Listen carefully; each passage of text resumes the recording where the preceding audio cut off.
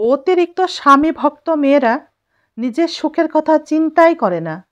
নিজের জীবন দিয়ে হলেও স্বামীকে ভালো রাখতেই চেষ্টা করে। একজন প্রকৃত ভালো মনের স্ত্রীর কাছে সোনা, গহনা, টাকা পয়সা, গাড়ি বাড়ির থেকে সব থেকে দামি সম্পদ হচ্ছে, স্ত্রীর কাছে সব থেকে মূল্যবান সম্পদ হচ্ছে তার স্বামী। টাকার থেকেও দামি, সম্পদের থেকেও দামি, দামি গাড়ির থেকেও দামি হচ্ছে তার স্বামী। একজন মেয়ে টাকা পয়সা গাড়ি বাড়ি সব দিয়ে দিতে পারে, কিন্তু স্বামীকে দিতে পারে না। একজন ভালো মনের নারীর কাছে মূল্যবান এবং দামি সম্পদ হচ্ছে তার স্বামী। একজন স্বামীর কাছে স্ত্রী কখনো প্রিয়জন হতে পারে না।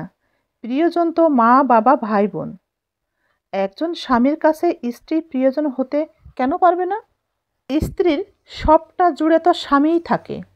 একজন স্বামীর জন্য স্ত্রী তো সৃষ্টিকর্তার কাছ থেকে পাওয়া উত্তম উপহার। একজন স্ত্রী তো স্বামীর কাছে সৃষ্টিকর্তার দেওয়া শ্রেষ্ঠ নিয়ামত।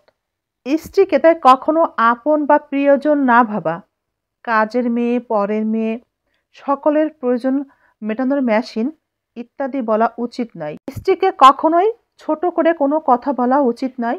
এটা অপরাধ এবং পাপ।